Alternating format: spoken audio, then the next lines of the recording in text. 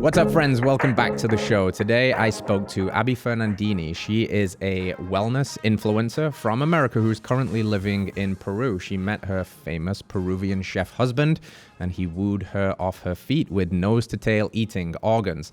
And that was the light bulb moment for the importance of living a more ancestrally consistent lifestyle. So we have a fun conversation that goes all over the map, from childhood and home birthing and what that's looked like for her healing postpartum, and her decision not to circumcise her child, and how that comes with some interesting conversations, the importance of living more from the land and shopping locally, and how much easier that is in Peru contrasted to what that looks like in America, and how it brings up some of the health challenges that we face. It's a fun conversation. We dive into traditional Chinese medicine and Aryuveda, and generally just keeping an open mind and being willing to learn from alternative viewpoints of what it means to be a holistically healthy human and have a holistically healthy family. So let's get into the show, fam. All right, Abi, welcome to the show. It's good to have you. You call yourself the chief pot stirrer over at Holistic Abi. I would just love to get a little bit of background and context for who is Abi, and I know that's a big question, so take it where you will. Oh my gosh. Wow. Yeah, if you had asked me a few years ago, I think I would have probably reduced it down to like the jobs I was Mm, doing. Like if you had asked me, it would have been like, yeah, I work in the health space and I'm a coach and I graduated with, this kinesiology degree. And now, I mean, when somebody asks me that, I kind of sit there for a second. I'm like, man, I don't really know how to answer that yep. question. I mean, it's not, at least it's not the same answer as it was, but now I'm like, I'm a mom, and that's like the first thing that I kind of sometimes feel like I would like to lead with. And then I'm Yeah. like, I'm a wife. And I happen to love all of this stuff in the health space. And I've been working in this kind of realm, I guess you'd say, like natural functional medicine, and just like with several different companies over the last couple of years. So, loved to do independent research, found myself down quite a few rabbit holes. And now, I mean, I live very similar lifestyles, and I think a lot of you guys over Yeah. there at Heart and Soul.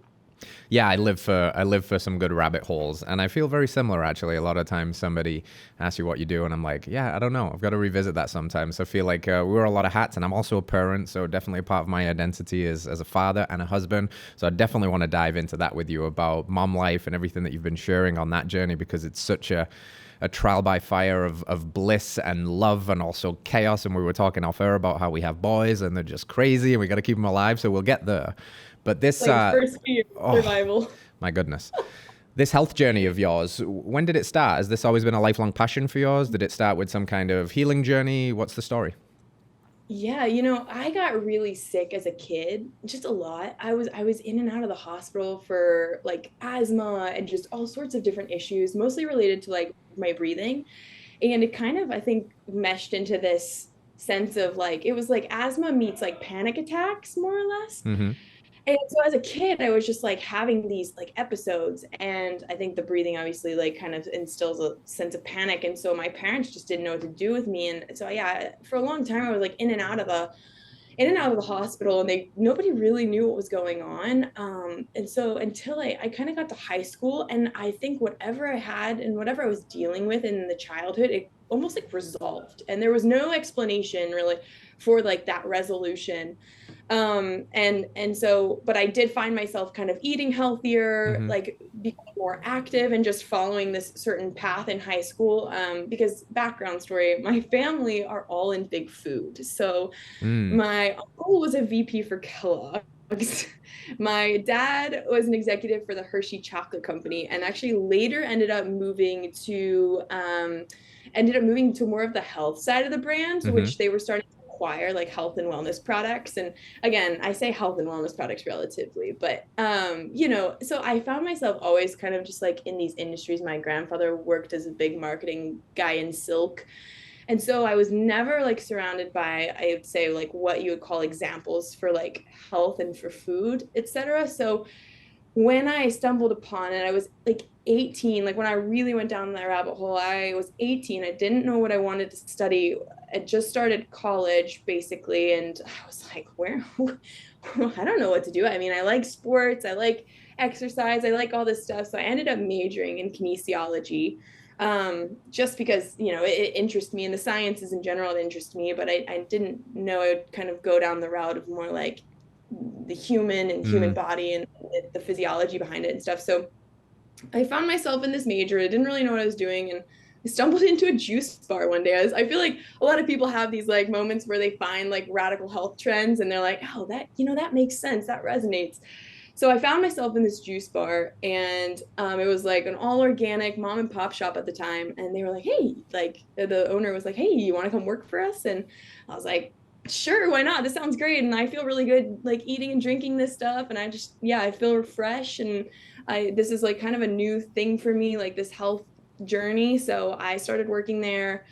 And like a couple of years later, I was in the marketing department for them, and we were opening juice bars all over the country. And by the time we were done, we had over 100. They had started franchising. And so I really like integrated myself in the space, and I started traveling, and I started speaking to like our franchise partners and all of the employees, and going around to the different juice bars and talking about, how we can help people and how we can, support people in their journeys of like health, whether it's like a cleanse or maybe it's just like switching their, morning breakfast to an avocado toast and a smoothie with collagen or whatever the case may be, right? So I was in my very like novice days, I like to say, is like in the health space, but I was so passionate about it and just like gun ho, and that's really where it started. And as I kind of continued to progress, I moved out there to California and then met my husband, which was really a pinnacle for my health journey because he is from Peru. He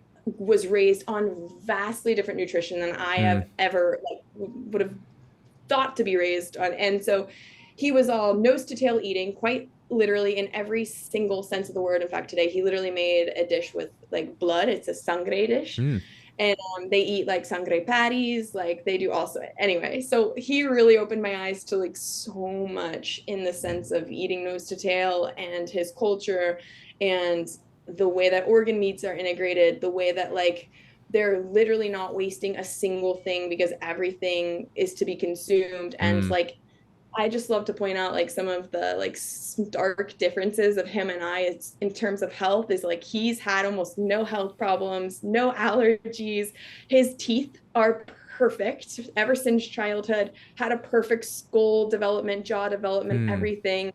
Just there's really, like I said, stark differences in like some of the things that you kind of take as biomarkers more or less in regards to health. And yeah, so he really opened my eyes up, and ever since then it's been a whirlwind.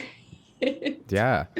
It sounds like a real world example of meeting, this kind of like Western A price slant of, with the traditional diets. And when he observed those cultures, it was like, hey, there's no dental deformities. They don't have cavities. They have these big, broad, beautiful faces and wide noses, and they can breathe well, and they've got proper facial structure and all of this stuff. And we think that's kind of gone from our lens of being in the Western culture because we're like, well, this food's everywhere now. But there are certain pockets of the world left where there is still more of this ancestrally consistent style of eating. And it sounds like I've seen that firsthand now, and we're going to get into your journey of actually moving to Peru and maybe some of the things you've noticed there.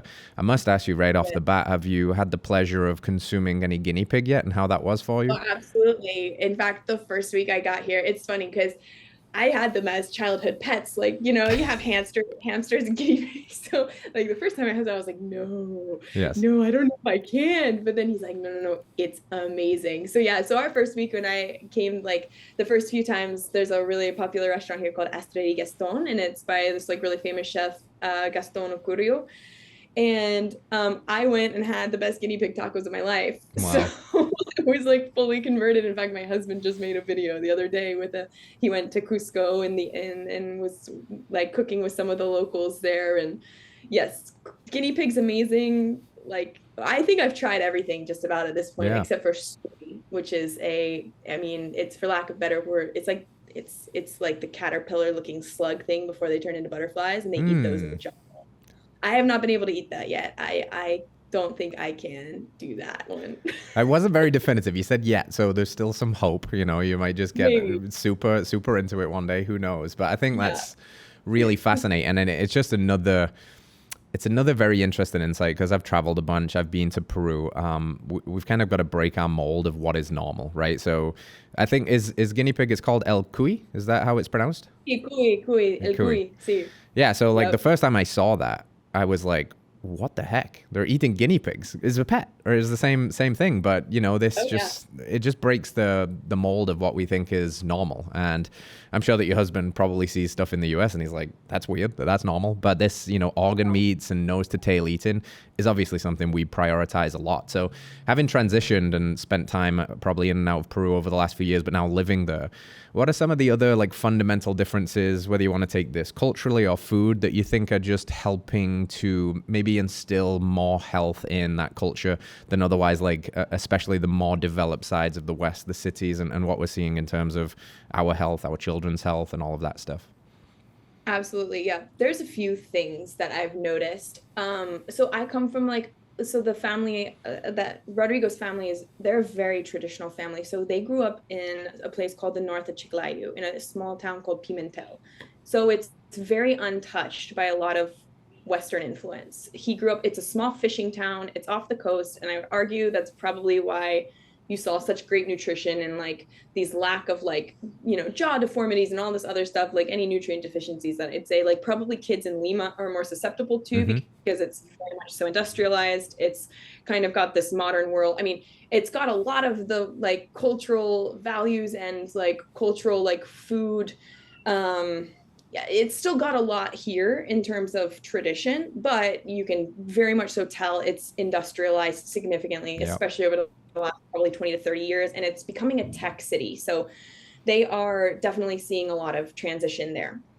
Now, I will say this, like coming from this like traditional family, we have our suegra, she's here with us right now. She's my mother-in-law. Coming like just being with them, this is something that I did in the US and I like realize now like it doesn't exist here is snacking.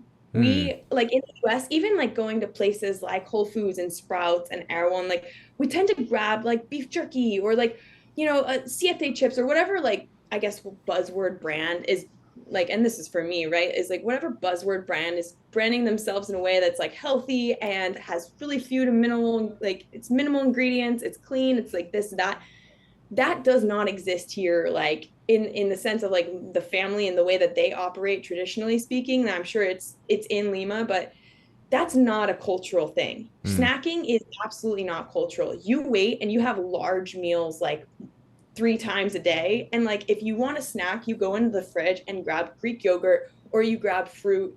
And so like this concept, I came here from a family that is like literally nothing but snacks. Mm-hmm. And so even as like healthy as I felt like I was in the US, I just had this tendency of like if I'm on the go or if I'm at the grocery store, I'm gonna grab like, you know, some pork rinds or this or that, or you know, and just go with it. But here, the food is so full of water and life. Like you're eating like rice and arroz tapado and lomo saltado and all these different dishes. Like you feel full. You feel like you're not craving snacks. Like, and I don't know if this is just because the nutrient profiles on the foods Mm. are completely different. And I would venture to guess like that is a big factor. But really, I mean, I have not snacked at all since I like basically came. And I thought that that was going to be really challenging for me. And it's not at all. Like we just cook every day, all day. And everybody, culturally speaking, knows how to cook in the house. The men know how to cook in the house. The women know how to cook in the house. And they always have staples on hand. So if you want a snack or if you're feeling, you always have rice on hand. You always have like ground beef or fish in the fridge or, you know, sangre. Right now we have a bunch of sangre, which is blood in the fridge, and you just put together yourself a small bowl. And like snacking is non-existent here. It's Yeah. absolutely not.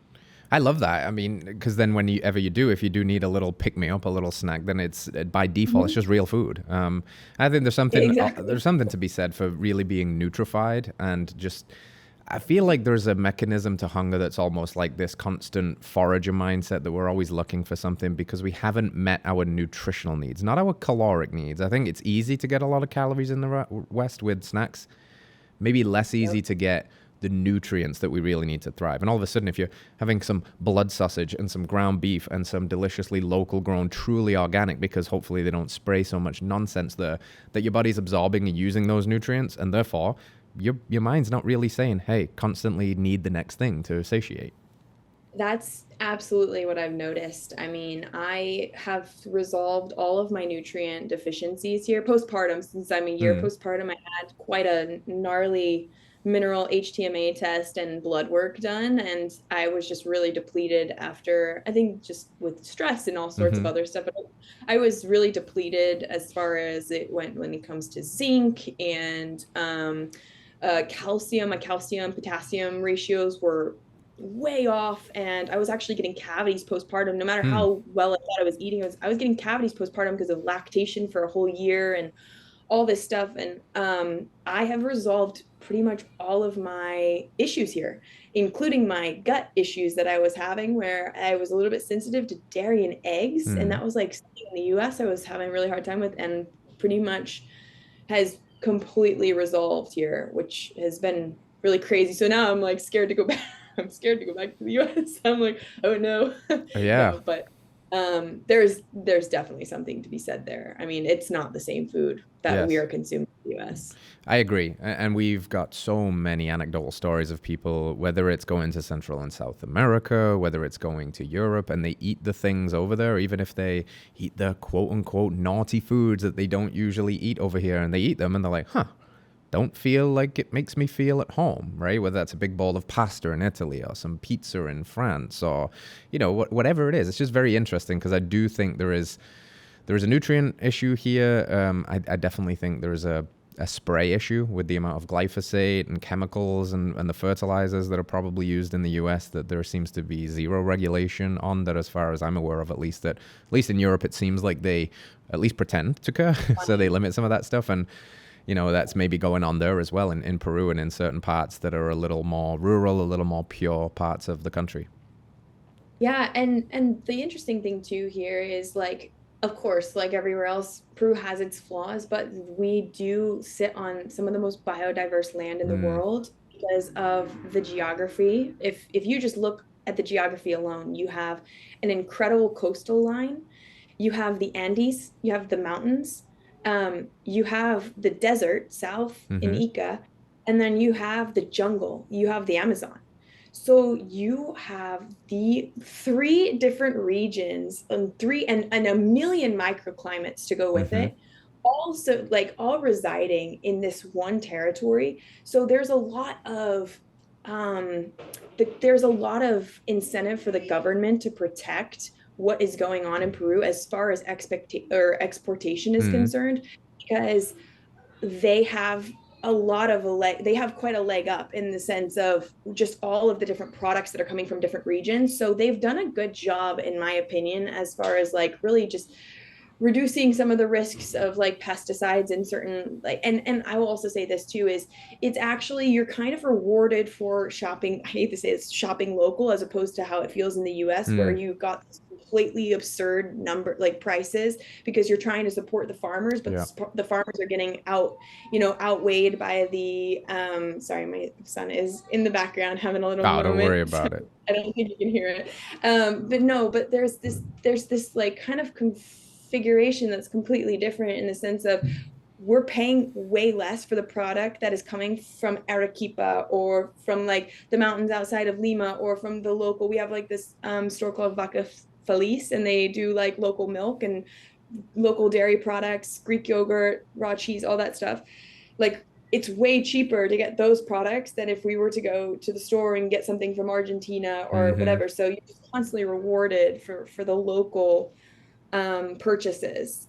And that is absolutely the opposite in the US. It feels like it's 3 times the price. And so that's another interesting thing. Yeah, it's very interesting. I think a lot of this stuff can be tracked to incentives, right? It seems like the incentives there are maybe a little more pure about kind of keeping things in-house and understanding that if you abuse those systems too much, eventually they'll crumble, and that's going to have massive impact. Whereas the incentives in America seem to be aligned with what is cheap and what is convenient. Therefore, it costs more to shop local. It costs more a lot of the time to choose the healthier option. You can get creative, you can get scrappy, you can always find ways to make it a little bit cheaper. But if you live in a place like Austin, Texas, and you go to the Sunday farmers market because you want to vote with your dollar, you have to acknowledge the fact that, yeah, you're going to pay potentially double the same groceries that you could get at the store, that, you know, you don't know where it's coming from, and you're supporting with your dollar, and you're supporting for the food systems you want. But it's hard in a culture where everybody's a little bit stretched, and it sucks that the access to health is a privilege in a lot of ways in the United States, where if we just think about the way it could be and maybe even should be, it's a little more natural. Of course, we should be going to our local farmers, and we should have these microclimates of these people are bringing this and this person's bringing this. But it just seems to be that the incentives have become a little bit distorted in the United States. Absolutely. And this is actually like a point I made the other day with somebody, is the poorer people here that are considered like definitely in that third world category are eating better than the average American.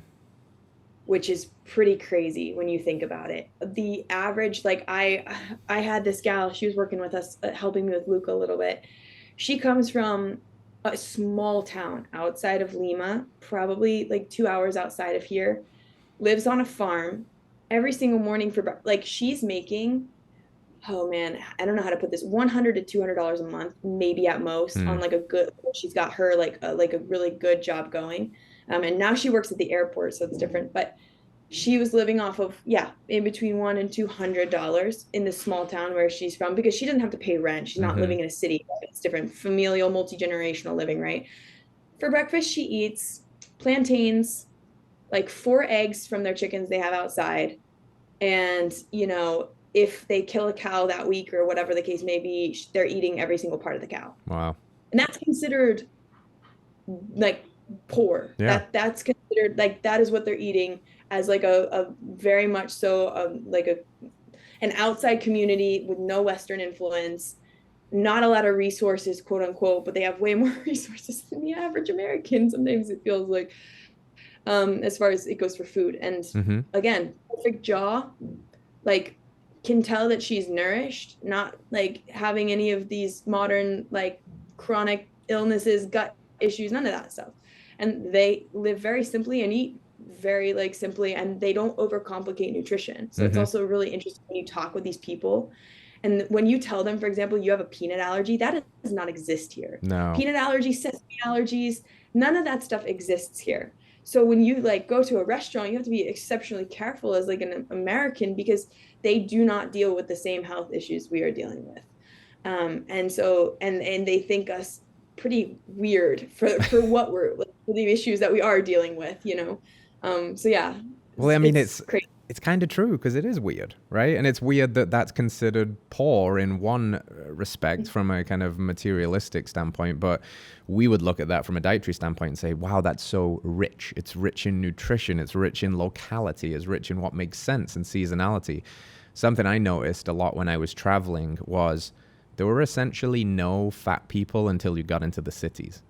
And it was clearly abundant. I was in Southeast Asia for a while, and also the Central and South Americas. And the further out you got from the cities, yes, more poverty for sure, but a lot appearance-wise, and I'm sure like robust health-wise, that these people were thriving more, because it was a signal of abundance when you could move to the city, and now you could afford the Western food and drink the Coca-Cola instead of the coconut water, and eat the packaged goods instead of the fish. So it's just so interesting how that whole thing gets kind of flipped on its head. And it's a fascinating case study to see firsthand, because I think we understand it, it makes sense. But when you see it with your own eyes and you're like, oh yeah, this is so different. And it's just that testimony again to living by the laws of nature and what we're supposed to eat. Absolutely. And this is something interesting too. Like I've had conversations because, you know, as I've connected with people and we've gotten to talk about just like, yeah, cultural differences. One of the big things that they like, somebody brought up to me that I was like, they're like, in the US, you guys like have an insanely reductionist mindset about like food. They're like, this one gal, she was like, yeah, I saw this video of this guy, like, she's like, I saw this like one video about like this guy and like claiming all of these foods are bad, but she's like, they completely like ignore the big picture of, okay, how are you preparing it? Because that's Mm-hmm. culturally so significant. How are you preparing it? Is it in season? Mm. Like, what is your like state of health currently? And like, maybe that's not exactly like a good food for your current condition, but like she was just saying, like, she's like, it's wild that they make these like blanket statements Yes. and then everybody get fear mongered about this food or that food. And then everybody doesn't know which way is up. It's like, it happened for butter, it happened for eggs, it happened for meat, it happened, it happened for, bread and all of this stuff. Um, and she's like, that's only a trend that I've seen in the Western world. That's Yeah. like, it's radical in certain ways, and it doesn't take the full picture into consideration. So yeah, I don't know. I thought that was really interesting.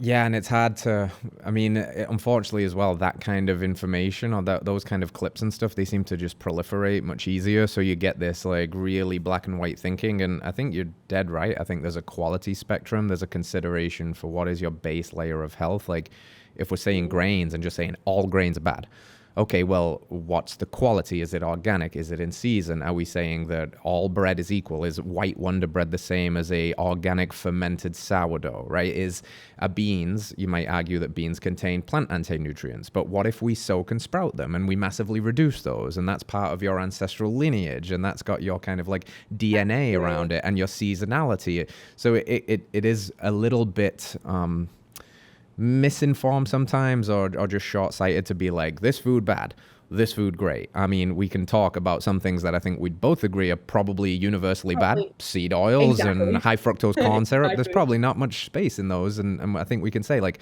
bad food, don't eat that. It's crap if you can Yeah. avoid it. And those are like, industrialized in That's these it. plant. It's like, if you want to like talk about beans, okay, great. How are you preparing the beans? How are you soaking the beans? Are you going through the full process of Yeah. like you said, sprouting the beans? There's like a million different ways to do it correctly and to like utilize it according to your body and the seasons and all this stuff.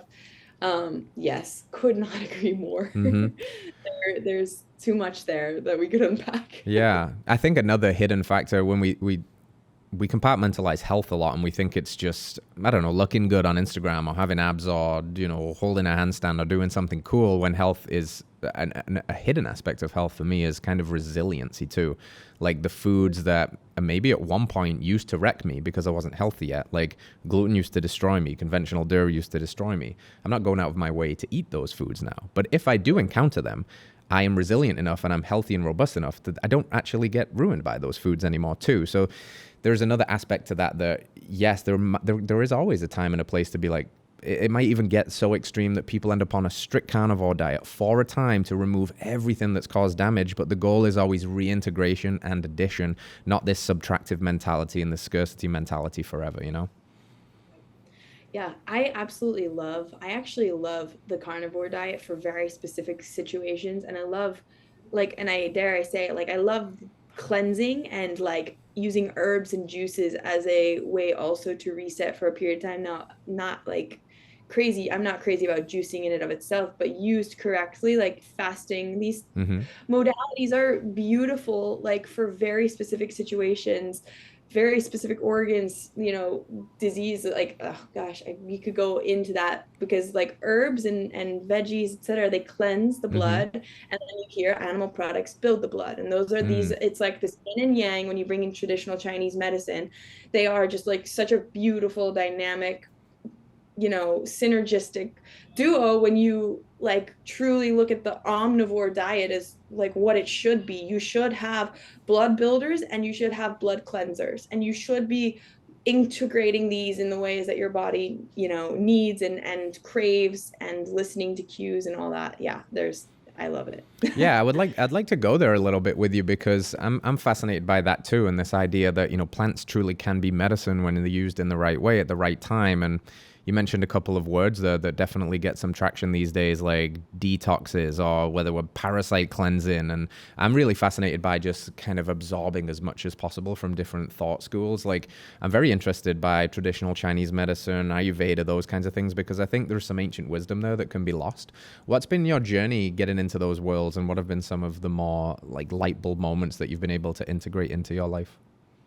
Yeah, absolutely. So traditional Chinese medicine is it is just so underrated by the Western medical model that they could learn so much. So there's this amazing book. I'll just start out with saying there's this amazing book called The Web That Has No Weaver. Okay.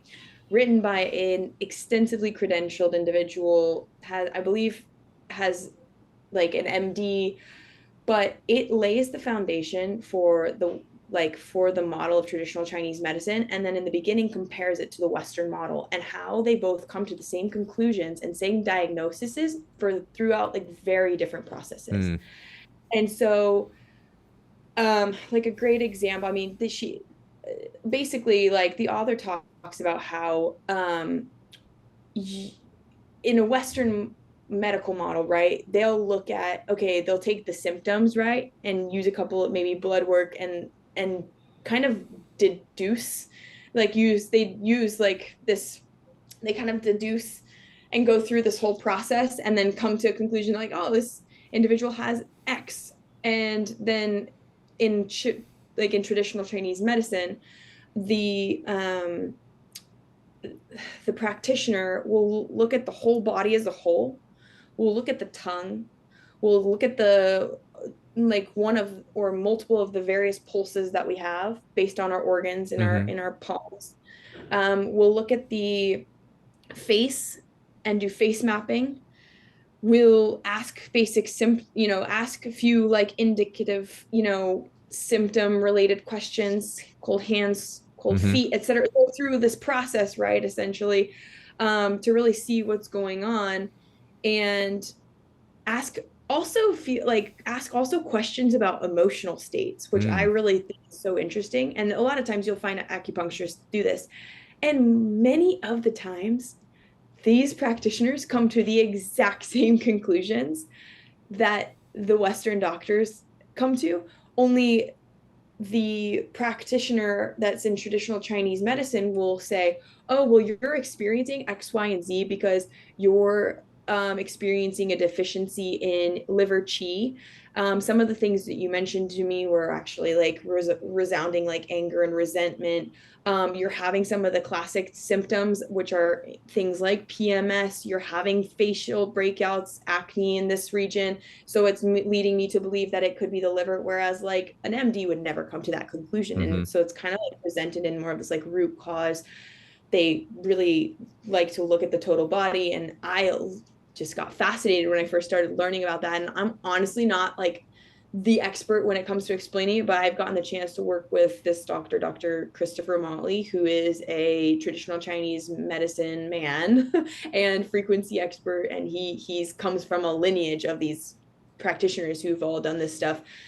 And so I've just gotten to like listen to him and understand how organs take on trauma and how he explains it. And there's various forms: physical trauma, emotional trauma, etc. And then understanding how food plays a role in that, understanding the channels of chi in the body, which when I say that, it sounds so woo woo, but it's like talking about literal energy currents, Mm-hmm. energetic currents that run through the body, right? And I'm sure you're familiar if you've kind of learned a little bit of traditional Chinese medicine, what it's about. And chi means energy, and every single thing in nature, in life, has chi, and there's different qualities of chi. You could have, like, again, if you're putting it in basic terms, you've got yin and yang. You've got yin that's a little bit more dormant, a little bit more laid back, a little bit more subdued, feminine, etc. And then you've got yang that's like full of energy, full of like, let's go, let's do this, like vibrancy, charisma, masculine energy. And these things actually all get translated throughout the different organs in the Mm-hmm. body. And you find deficiencies, you find stagnations, and these practitioners essentially are experts at it. And you can use food, you can use herbs to manipulate chi, manipulate how a certain organ is working. Because when you think about it, for example, like I love to use the liver because the liver is just this amazing organ that has so many roles and functions, and we put it through such like a ring, like we put it through the ringer Mm-hmm. living in Western medicine. But like when you have a sluggish liver, when you have a liver that is not like releasing bile correctly, and you're not cleansing your GI tract after every single time you're eating, you've got a sluggish liver. traditional Chinese medicine uses acupuncture points all throughout the body to increase this qi, to maybe have like bile release. And then it also uses like very specific herbs and modalities, you know, these things to actually also stimulate qi, to stimulate bile. And like sometimes that can also bring up emotional Mm-hmm. things for you, whether you're, you know, dealing with all sorts of, you know, just resentment from an individual or whatever the case may be. And herbs and all of these different modalities from different parts of traditional Chinese medicine all come together and essentially can resolve certain issues that then like kind of contribute to total body function. Mm-hmm. And herbs are great. I mean, herbs are kind of one of the foundations of TCM. Mm-hmm. It makes a lot of sense to me, or it seems, at the very least, it seems foolish to throw all the baby out with the bathwater because it can sound woo. When I actually think if you switch the language a little bit and you start looking for signals in the data, if you're a little bit more of a scientific materialist, I actually think you can find something that indicates, you know, what we're talking about here with potentially like stored emotional problems being the root cause of certain kinds of illnesses. And you know, there's a lot of research that suggests that women that struggle with obesity, if you look at the data there, it's an overwhelming amount of those women have some kind of trauma. A lot of the times it's sexual trauma, and that seems to be an emotionally rooted and driven problem. So you might not, you know, get to someone immediately when you say like, hey, we store emotions in livers, but they manifest and they will flesh themselves out in the wash eventually. And for me, it's just foolish to throw something out like that because we don't have the science when they've been doing it an awful lot longer than we have. I mean, that culture is ancient. It's a lot older. Yeah. And I think we've always been trying to figure out our health. We think we're really smart right now. And in some ways, I'm sure we are, but we still really don't know much about anything. We can, you know, pull at some levers that clearly seem to help. But I think ultimately we're clutching at straws when we say like, this is the way it is. And I think there is something here about cleansing and herbs and energy systems. I mean, it's all energy at the end of the day. And if you want to call chi ATP, then be my guest. But we're talking about the same stuff, right? And your liver chi/ATP is important for you to support your detox. And you, that's got a better functioning engine from these organ systems, is a healthier you. And I think that we've got to look at opportunities to support that however it comes about. Something that's really interesting too here is we have such a massive immigration that occurred like a while back into Peru from Asia. So a lot of Japanese, a lot of Chinese. You've probably seen chifa. It's like it's the fusion, and Nikkei is the Japanese fusion. That is like a Japanese Peruvian fusion. We call it Nikkei. We call it chifa. It's like a Peruvian Chinese fusion, and it's really popular here. But a lot of the like fundamentals as far as traditional Chinese medicine goes. So my mother-in-law is got a Chinese lineage. Her mother is Chinese. So my husband, I can't remember what percentage, but she's very like, she has all of the culture, a lot of the cultural traditional Chinese medicine like facets instilled in her. So when I'm walking around barefoot postpartum without like socks or like without slippers on, it's kind of like, what are you doing? You need to keep your womb warm. Your womb needs to stay warm. You need to wear shoes to keep your hands and your feet and your extremities warm, because that helps for healing, that aids fertility, that does all these different things. So she's got these very specific like tendencies to say, hey, you can't do that, like make sure you're drinking broths and soups and make sure you're wearing this. And then when you think about it literally in the sense of, okay, so if you say that, right, it sounds woo woo. Oh, wear slippers or socks to keep your womb warm or like to help your fertility. But then when you think about it literally, you're like, okay, wait, cold hands, cold feet signifies stress in the thyroid, signifies decreased energy output, quite literally, and your body tends to compensate. It'll stop growing hair to conserve energy. It'll stop pushing blood to the extremities to conserve energy. It'll also constrict blood flow to the womb to conserve energy when you're in these low, like, for example, a thyroid that is hypo. So it's like, wow, actually, no, this is completely scientific when you look at it from a slightly different light. There's a lot of evidence to state, you know, that's what is going on. Like, yeah, this could really actually impact you, and it can help sleep and all these other things, but they just, you know, they package it as ancient wisdom, and it's a little different of a, you know, delivery. So that's something interesting. And this talk of trauma and organs really led me down the path of, I'm not sure if you're familiar with German New Medicine. Vaguely, yeah. Um, German New Medicine has been but I think it's now tied for, like, with traditional Chinese medicine in my mind, in an approach to total body healing. And really what it is conflict resolution or trauma resolution in the body. And basically, we're constantly going through, I hate to say it like this, but like we're constantly going through trauma and the body's resolving it, or the mind is resolving it. So we could have cancer, 5 to 6 times in our life, because cancer is kind of like in this like sense of German New Medicine, it kind of actually is a defense mechanism that is brought about as a trauma conflict. And so we could likely resolve cancer in our bodies 5 to 6 times in our lifetime without even knowing we had it. Mm-hmm. And again, different parts of the body correlate to different traumas. So the best example is Hammer, who is the founder of German New Medicine. His son was in a really, really, really tragic accident, died of a gunshot wound, and he, a year later, developed testicular cancer.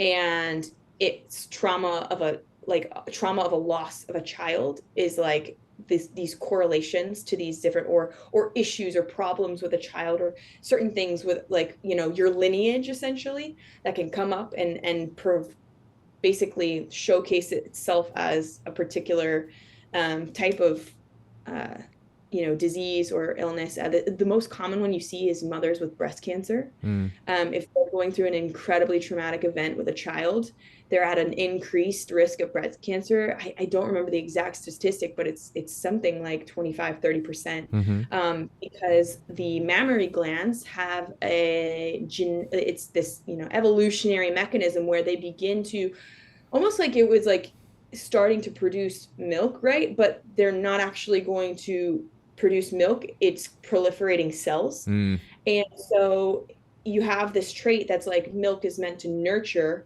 and the body wants to do that, but it doesn't do it in that particular way. And so it ends up accruing a lot of cells, and then looks into the form of breast cancer. And so a lot of, like, sometimes women that are dealing with those issues a lot of times have these like either familial issues, or potentially like a child that's gone through something that maybe that hasn't been resolved, or miscarriages, etc.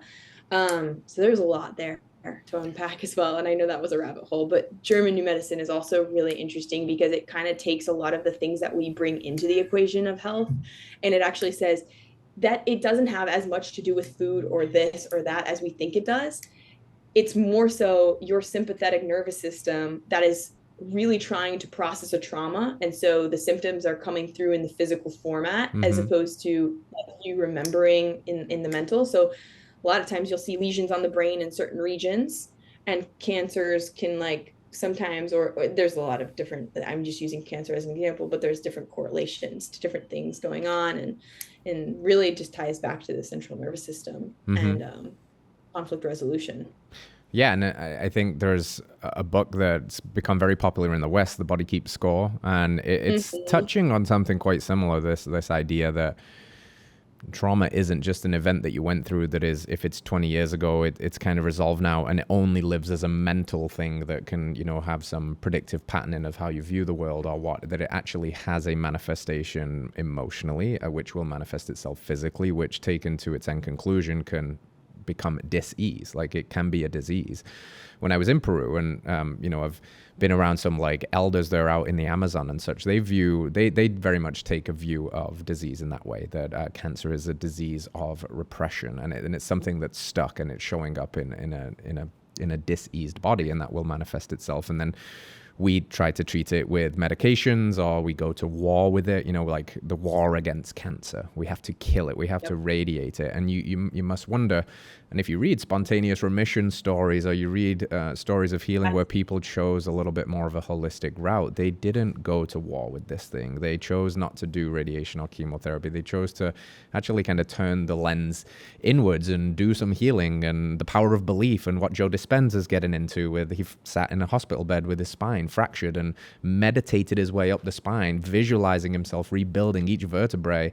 He was told he was never going to walk, and then he walked out the hospital a few months later. Like, there's crazy things that we cannot explain.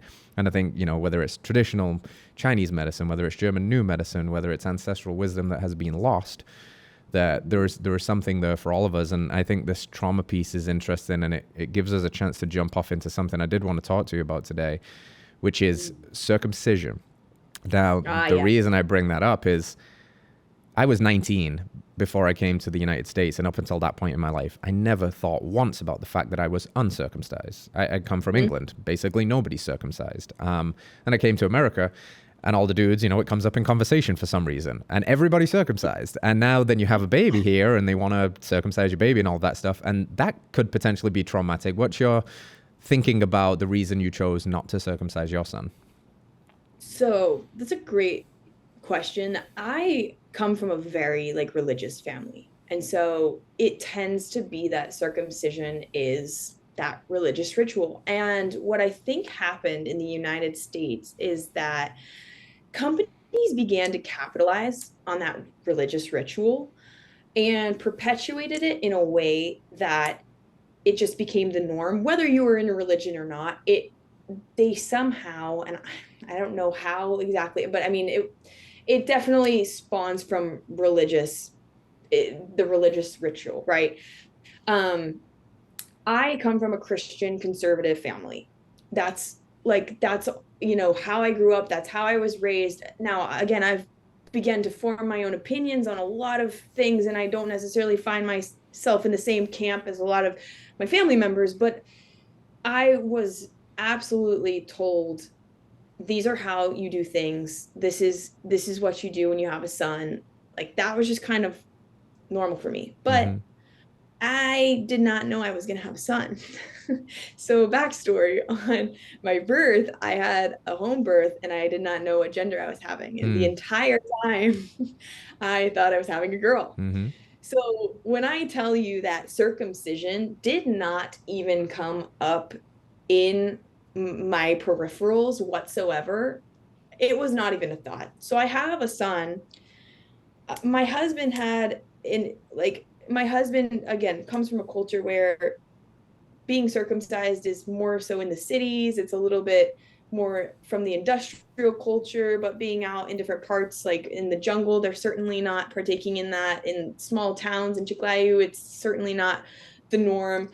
So, he was kind of like, I mean, we kind of said, let's talk about it. Like, what is this? And I told him, I was like, well, here's what I've been told. And I had talked to my midwife, and she was like, you go and do research. And when she says that, that means, hey, Abby, go dig into the industry behind this and why it's so popular here, essentially.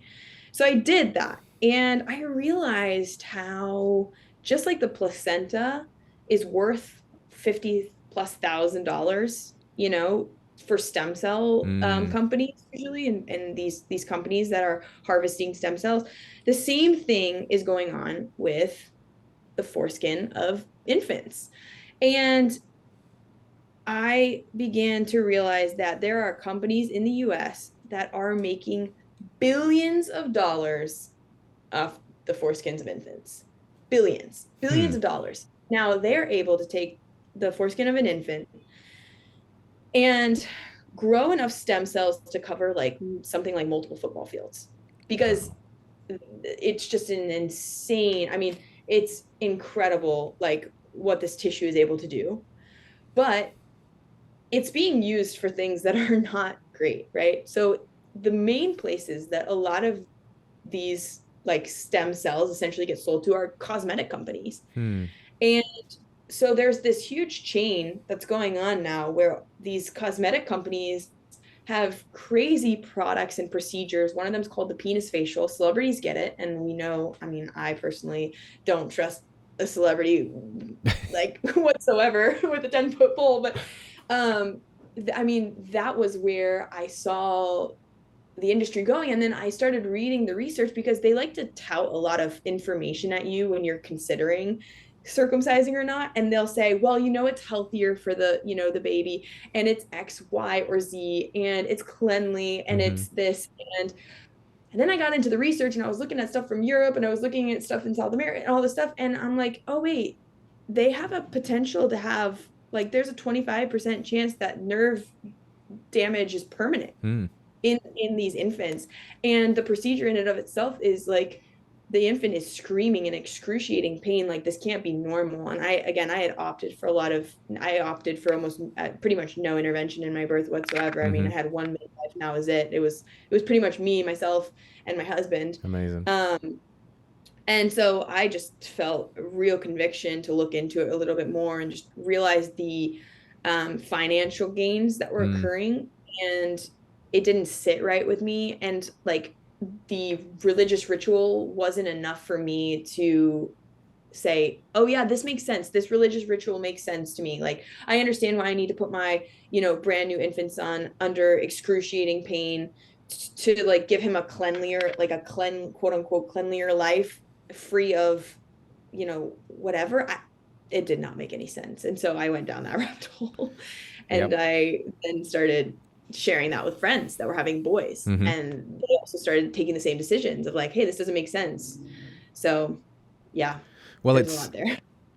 it's an interesting conversation to have, because when you take the stance, and I can say it openly, coming from a culture where it's not normal at all, that is a weird thing that America does.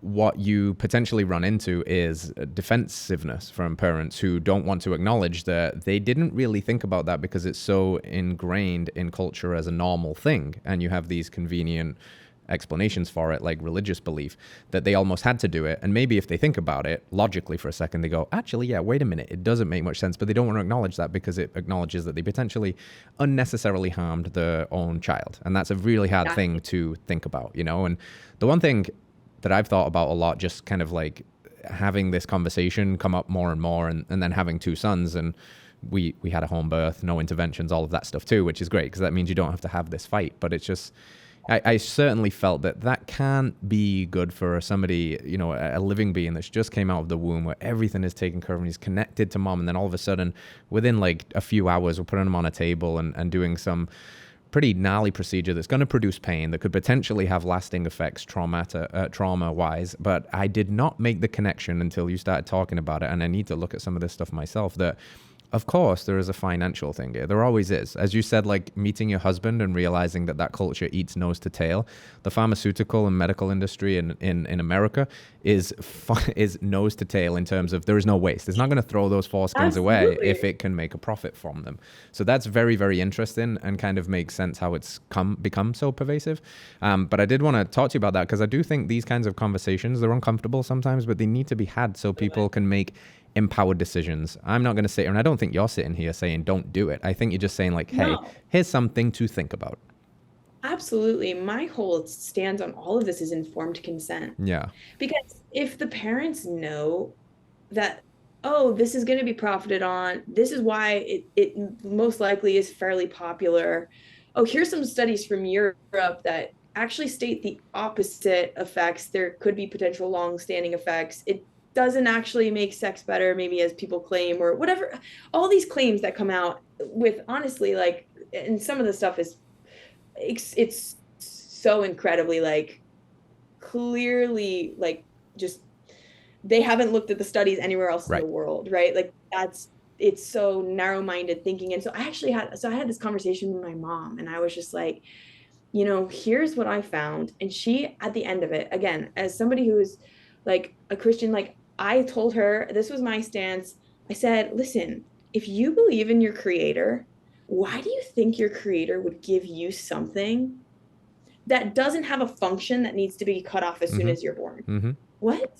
As like somebody who believes in God, I believe, for example, in the physiological process of birth. And I believe that does not need to be intervened with in any way. So the same goes for a lot of these interventions. When we really think about it, why do I believe that I have been born incomplete as for my child? Why do I think I've been born like not complete, or I need this or that as soon as I'm born, or I Yes. need this procedure, or I need this bath, or this, or whatever the case may be. Or in the case of boys, I need to get circumcised. That is not believing that your divine creator like made you perfectly and wonderfully, you are Right. beautifully and perfectly and wonderfully made. And that's just completely like throwing that out the window. And again, for the Old Testament and like for like where we see this ritual come from, I completely understand, you know, that it was a covenant and that was really like where it stemmed from, but it doesn't make sense in the long term, and Right. we've figured that out. Yeah. Or I mean, I've been trying to, have these conversations with people to kind of shed some light on that. Yeah.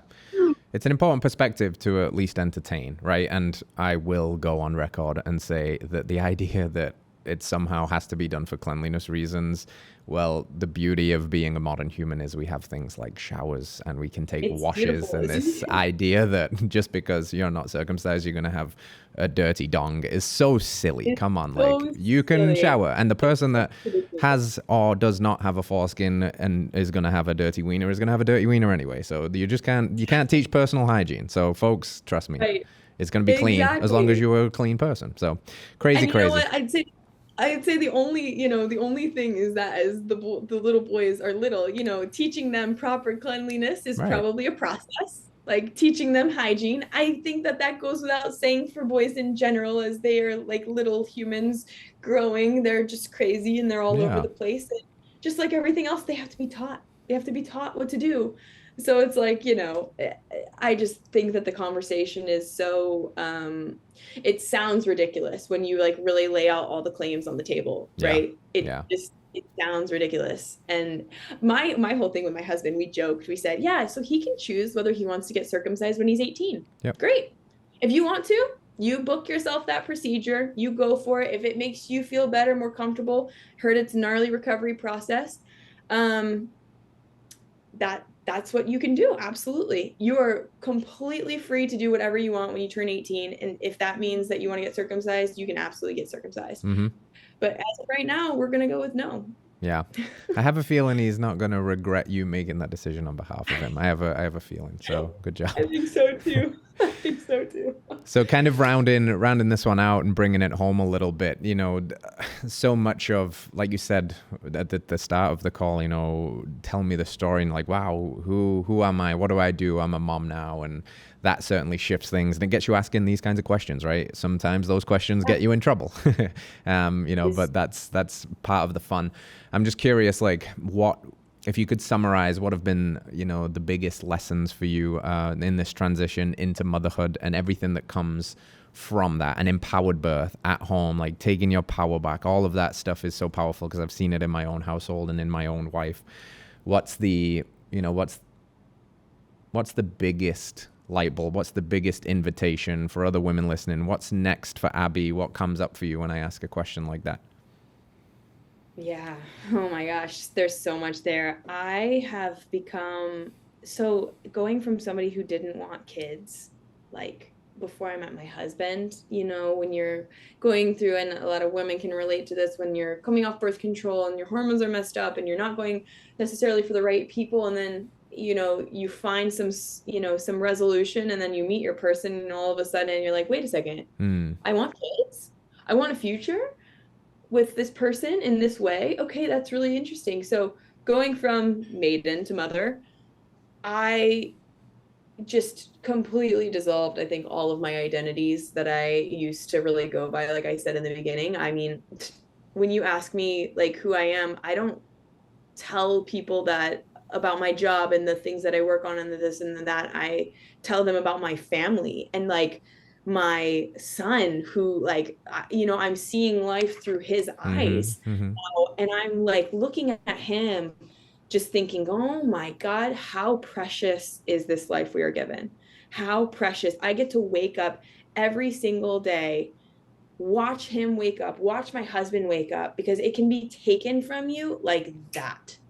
And if I am not staying present and like just like being with my son, being with my husband, and also working on the projects that I'm passionate about, like I'm not living life if I'm not like doing those things. And so now, like you said, like when somebody asks me who I am, I'm like, I'm a mom.